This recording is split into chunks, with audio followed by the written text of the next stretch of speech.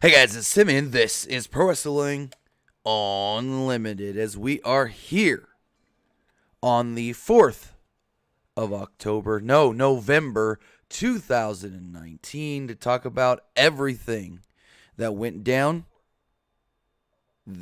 over the last couple of weeks. Sorry guys, I just got a message that sort of distracted me, but we're all good. I think everything should be fine. So what's going on, guys? Sorry about that. This is Pro Wrestling Unlimited's wrestling wrap-up right here on twitch.tv/PW Unlimited. We're here with one condensed video to give you a number of different topics, some cool big news you may have missed over the last couple of days, over the weekend, since Friday, since all that whatever went down with the WWE in Saudi Arabia, and we'll talk about a number of different things like I stated, but first, a little bit of housekeeping. Right now, if you have ever wanted to support PW Unlimited, you can do so by heading over to our TeePublic store, as everything on the TeePublic store is currently 35% off. That's t-shirts, hoodies, stickers, cell phone cases, pins, anything up there, we got it, 35% off. And not just our shirts, as excuse me, as a TeePublic partner store, we are also able to spotlight other artists, and you see that in the image on your screen. The Becky Man, the shirt, the Becky Lynch, the man, I don't know why I couldn't get that out, t-shirt, and the John Moxley cell phone case. Those designs are from Port Team, and he's a great designer. And we love spotlighting his artwork and helping him make a couple more extra bucks in the process. So head over to bit.ly/PWU store now and check out everything we have for sale and everything our spotlighted artists also have for sale there as well. Everything is 35% off. Now, sorry about that. As far as the news goes for today, we've got a number of topics. We've got 1, we've got 2, 3, 4. We've got 4, maybe 5. The 5th one kind of ties in with some of the other stories, different topics that we will be talking about today. As far as everything we know with that WWE Saudi Arabia plane delay, Hiromu Takahashi and his return to New Japan Pro Wrestling, a double champion may be crowned at Wrestle Kingdom, and other things for Wrestle Kingdom. That's why I said another story that ties in. And also, Pat McAfee recaps his entire experience on how him commentating on Smackdown all came together. So now, let's jump into the news. So, last Thursday, we got WWE Crown Jewel. Show happened.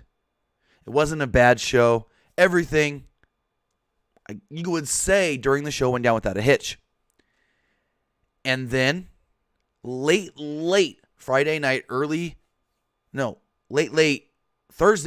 Friday morning, depending on where you live, Sean Ross Sapp of Fightful.com was the first to break the news that the plane that was supposed to leave from Saudi Arabia back to Buffalo, New York in the United States had been delayed. Sean didn't have much more information other than there's a number of different rumors going around, and we'll figure out what's going on. So throughout the night and early the next morning, rumors and news started trickling out on exactly what was going on, whether it was a mechanical issue, whether it was worse than a mechanical issue. And the first thing we did find out, it was some sort of we heard was it was some sort of a mechanical issue, and they weren't allowed to take off. So your first thought was, all right, if this is going to take a long time, get another plane, if possible. If it's not going to take that long, just fix it. So we're waiting around. They're waiting around.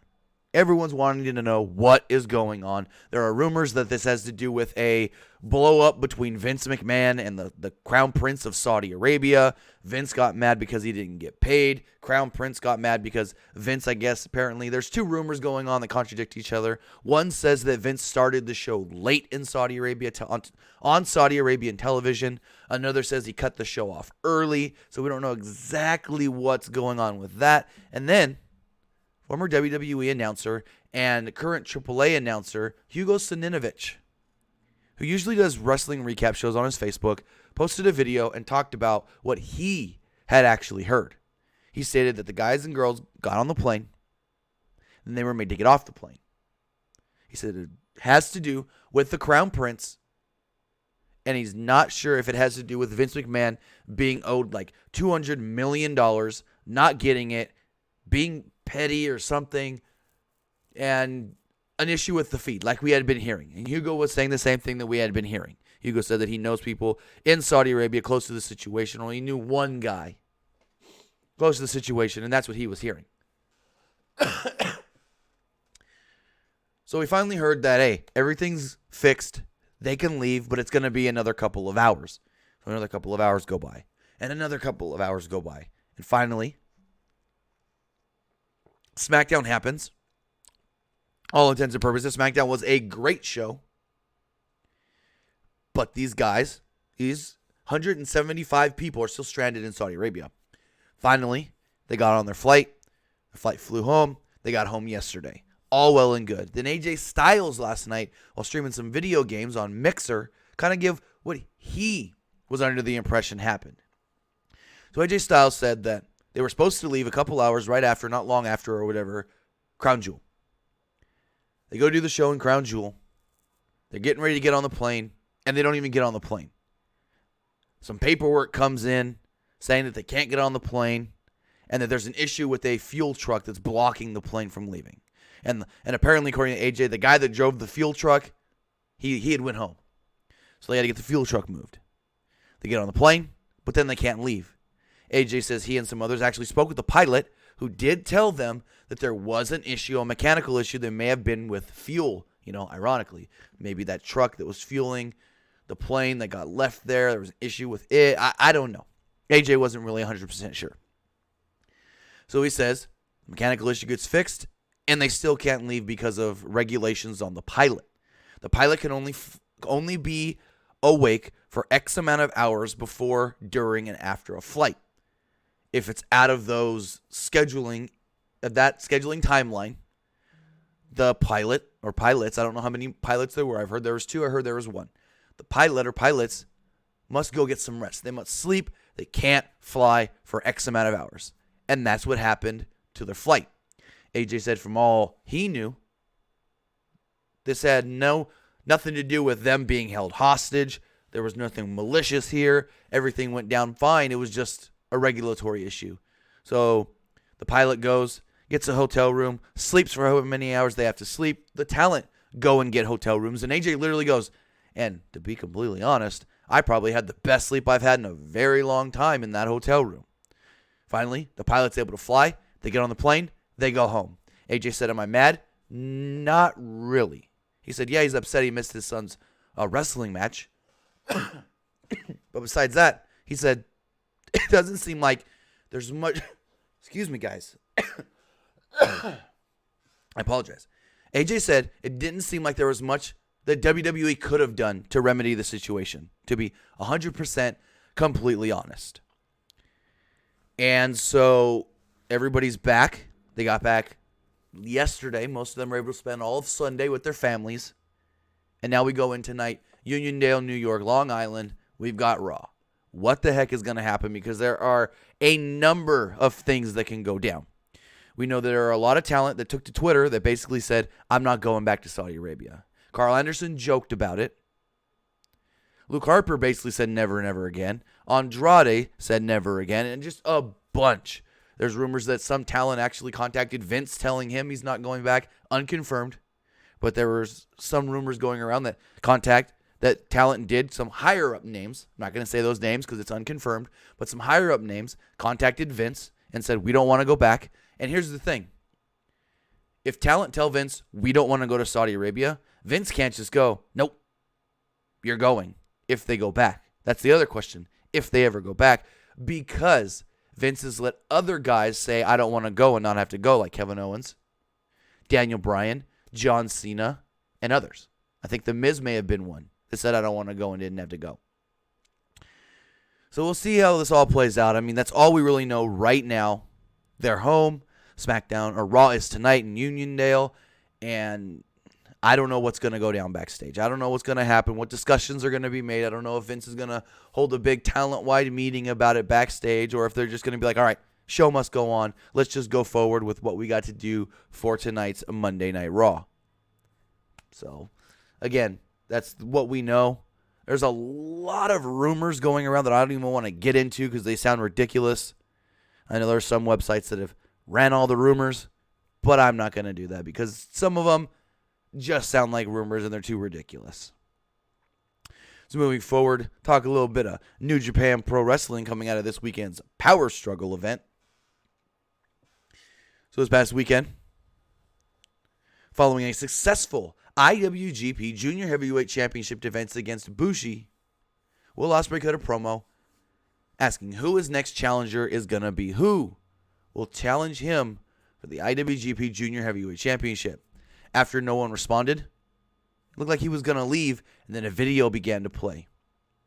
Now, this video is similar to videos we've seen in the past as far as time bomb vignettes that aired prior to Hiromu Takahashi's return from excursion to New Japan Pro Wrestling. The timer was then set for January 4th. Out would then come the returning Hiromu Takahashi. Now, if you don't remember, back in July of 2018, New Japan ran a show in San Francisco, California, and Hiromu was taking on Dragon Lee. In the match, Hiromu took I think it was a dragon suplex where he landed bad on his neck, and he's been out of action ever since. He suffered a neck injury. Many felt that he would return, but no one had any sort of a timetable on when he would return. So Takahashi came out with his two cat dolls, Dero and Naro. I hope I said that right, Nero. After the countdown clock ended at 0, Takahashi came out, like I said. After a few minutes of running around the ring and taking bumps into the barricade, showing, hey, I'm fine, I can work, he entered the ring and thanked the fans for waiting all this time for him. He said that he would make the junior division more fun and mocked those for saying that he should tone down his style because he takes too many bumps all over the ring. He then, in English, challenged Will Ospreay to a match for the IWGP Junior Heavyweight Championship at Wrestle Kingdom 14. And I like this. This is cool. I thought maybe they should give him like one smaller introductory match before just throwing him into the deep end. A match with Ospreay at Wrestle Kingdom. You know those two guys are going to go out there and try to steal the show. Because Takahashi is great. We don't know how he's going to be able to go in the ring. He seems like he's okay, but you never know till they get in the ring for the first time. And Ospreay's one of the best in the world right now. So I think this is really, really cool. Really, really great. And also, here's the other thing. Takahashi never lost that belt. Takahashi is the rightful challenger for the belt since he had to be stripped of the title due to his injury. So again, like I stated, at Wrestle Kingdom, and here's the other thing, they didn't say which night. I believe it's January 4th, because that's when the timer was set for. But it could always be moved to January 5th, but I do believe January 4th is going to be the date where Will Ospreay does take on the returning Hiromu Takahashi. Keeping with New Japan here, it looks like a double champion will be crowned at Wrestle Kingdom. So at Power Struggle, we did see Jay White successfully defend the IWGP Intercontinental Championship. He defended the title, and after the match, he would call out the current IWGP Heavyweight Champion, Kazuchika Okada. He stated that Okada's got a match on January 4th for the title. He wants the winner of that match on January 5th. He wants to be the first ever Intercontinental and IWGP Heavyweight Champion simultaneously at the same time, and this would bring out Okada. Okada came down to the ring, and then out would come Kota Ibushi. Ibushi would come down to the ring with his briefcase because Ibushi won the G1. So Ibushi will be challenging Okada on January 4th, night 1 of the Tokyo Dome, for the IWGP Heavyweight Championship. And then out would come Tetsuya Naito. Naito would come down and challenge Jay White to a match for the IWGP Intercontinental Championship on night 1. So what we essentially know, that is on night 1 of Wrestle Kingdom 14 on January 4th. There are 2 big title fights. Kazuchika Okada defending the IWGP Heavyweight Championship against Kota Ibushi. Jay White defending the Intercontinental Championship against Tetsuya Naito. Now, this hasn't been 100% confirmed, but it's all but confirmed that on night 2, the main event closing out night 2 of Wrestle Kingdom will be title versus title, champion versus champion, IWGP Heavyweight Champion against IWGP Intercontinental Champion to crown the first ever double champion in New Japan Pro Wrestling history. That is what we're left to believe is going to happen. And I think, why not? New Japan needs to do something different to step things up. I'm not saying New Japan's bad. New Japan's not doing as good as they used to. I'm just saying some people think New Japan's getting a little stale and we're seeing a lot of redundancy. And so doing this is awesome. It's the best way possible to take advantage of a Wrestle Kingdom being 2 nights. You have 2 big title fights on night 1, and then those winners go to night 2 to essentially fight for both belts. Now, they're not going to unify the belts. We're not going to have just one champion. It's going to be one guy holding and going forward defending both belts. Now, to wrap up New Japan and Wrestle Kingdom talk, we did also learn at Power Struggle that Jericho's back. And Jericho is taking on the Ace. In a video that played during Power Struggle, Chris Jericho, flanked with some others, I don't know who those people were in the video, challenged Hiroshi Tanahashi to a match on January 5th, night 2 of Wrestle Kingdom. He said it's going to be, excuse me. He said it's going to be the Painmaker versus the Ace. He also said that he will make this Tanahashi's last match. I don't know if this is officially going to be Tanahashi's last match. There's been retirement rumors for the last 2 years. We'll see what happens.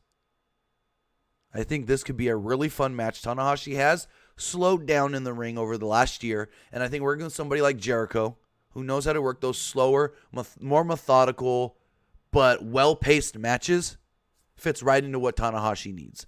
So Tanahashi, Jericho, looks like it's set for night 2 of the Tokyo Dome show, Wrestle Kingdom 14, on January 5th. And before we go into our final topic here, I want to say, hey, do you want to be part of this show? Do you want to go out there, want to be somebody on this show that gets to ask a question and get that question answered? We're looking for people to go to bit.ly/wrap-up-questions and ask your questions you want answered right here on this show. Whether it's a question from the last week in wrestling news, something coming up in wrestling news, or just something wrestling related, ask it there and it will be answered most likely if it pertains to other things we're talking about on this show. Again, all you have to do is go to bit.ly/wrap-up-questions to submit your question today. And now the final thing we have to talk about has to do with this past week's Friday Night Smackdown, the chaoticness of that show, and how one specific man got to live his dream in being an announcer or a commentator in the WWE. So this last Friday night on SmackDown, the commentary team started the night as Tom Phillips, Renee Young, and Aiden English. Roughly 30 minutes into that show, Pat McAfee actually replaced Aiden English, and today McAfee talked about how all of this came together on his DAZN show, stating the following. He said, I got a text from Triple H. Said, you home? I'd heard the news of what happened with their planes breaking down or whatever in Saudi Arabia and all of that talent, commentators, producers, all being stuck in the Middle East due to a plane malfunction. I look at this and go, oh, damn. Yes, I am home. I get a phone call immediately, and he goes, hey, have you heard about what happened? I absolutely have. He said, I haven't pitched this to Vince yet, but if you were to come in and do some commentary and we'll let you do your thing. Would you be up for it? Can you get to Buffalo? He said, absolutely. Triple H said, okay, I'll get back to you. So without knowing 100% if Vince is going to sign off on this or whatever, he said, I now have to find my way to Buffalo. I have a plane taking me to Memphis, but that plane's in Florida because I last minute scheduled it to get me to Memphis because I didn't know I was going to be on College game day. He said, I texted the plane company, say, hey, can you get me to Buffalo? They say, no, that's not going to happen. The plane's in Florida. I call another plane company. I look at commercial flights. Is there any plane that can get me from Indianapolis to Buffalo for Smackdown, Fox debut, lifelong dream event? Nothing. He says, I went deep in the playbook. I threw a Hail Mary.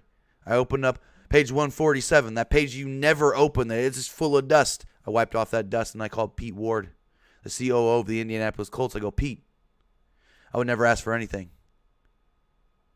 He said, you don't ask for anything, so what's up? I told him the whole story. At this point, I didn't know if it was 100% that I'd be calling Smackdown, but I gave it a go. I said, is there any way the owner of the Colts, Jim Irsay, will lend me a plane to get there? He's like, let me call you right back.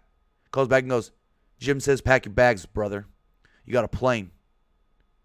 He said at this point, he still didn't know if he was going to be on SmackDown tonight or not. A couple of minutes go by, 10, 15 minutes or whatever. He gets a text from Hunter, says, let's go. Says he calls up P. Ward, says, hey, I can be ready. Give me like 30 minutes. Pack my bags. We're good. He said I land about an hour and a half, hour 45 before the show goes on the air. Before the show starts, nobody's there. Everybody is stuck in transit. So I see Triple H. He's talking to Brock Lesnar. So I kind of wait. As soon as Triple H sees me, he gets up and stops talking with Brock Lesnar. He's like, that's a man you don't want to make mad. It's like I go over to Brock Lesnar. He shakes my hand. He goes, that man's hand engulfed up half my forearm. It's huge hand hawks. He literally tells Brock, nice to meet you, sir. You're a legend. As Brock goes back to him, you too. He said, I talked to Mr. H. Here we go. What's the plan? He goes, we got a good one for you. He says, I get a text from Michael Cole. Says, have you heard the plan? He goes, not yet. Michael Cole tells him, we got a good one for you. About an hour before the show goes on the air, they pull everybody into Vince's office. He said, I'm wearing my sleeveless hoodie and my jorts. I got a sports coat and a button down just in case they want me to change and some stuff that went down in WrestleMania happens again. So finally the show starts. About 8:30, half hour into the show, they send me out there. I do my thing. At the time of my life. When I say I had a blast, I mean I had a blast. They let me do my thing. He said Vince was in my ear, said a couple things, heard him laugh a couple times. Heard him laugh once. Stephanie was in my ear. She said a couple things. I heard her laugh. It was great. It was a success. And Pat McAfee, I thought he was great. Excuse me. For not knowing, 4 or 5 hours before that he was doing this, I thought he was great. He played up as the hype man for NXT. He got all of their guys over. He got over the whole, hey, the main roster wants to start a war. My boys in NXT will come and kick down that door. And it's just crazy that it's like Triple H was like, I want you to do this. But I don't know if Vince wants you to do it. But Pat, even though not knowing 100%, did what he had to do to find a way to get to Buffalo. That shows how committed he is to working with the WWE and how much he loves what he does with the WWE. Because he could have been like, Triple H, I'll do it. You going to find me a flight? You going to find me a plane? You going to get me there? No. He took it upon himself. He did his due diligence to dig deep in that playbook and call up P. Ward and ask if the owner of the Indianapolis Colts would get him a plane and fly him to Buffalo. Crazy. But awesome, because wasn't that not the best SmackDown we've seen in years?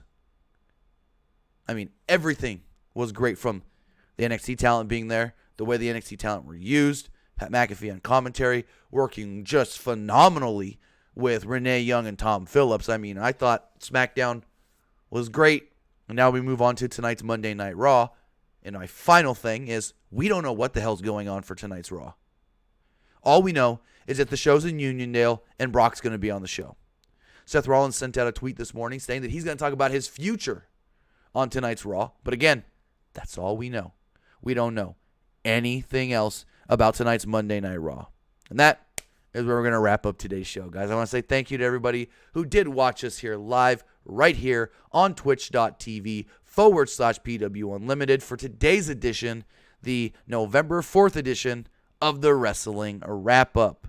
If you guys missed any of this video, you can watch it later, video on demand on our YouTube channel, youtube.com/Pro Wrestling Unlimited. Tonight we will be live on YouTube with our Monday Night Raw recap. And again, we have no goddamn clue whatsoever what's going to go down tonight on Monday Night Raw. That is a mystery and something we need to find out. So remember, if you want to see this show live every Monday and Friday, the Wrestling Wrap-Up, follow us right here on Twitch, twitch.tv/PW Unlimited to get that notification when we do go live here on Twitch. You can follow us on Facebook, facebook.com/Pro Wrestling ULTD. Follow us on Twitter at PW Unlimited. And also follow us on Instagram. Just search Pro Wrestling Unlimited. I love you guys, and I'll see you live again later on tonight following Raw.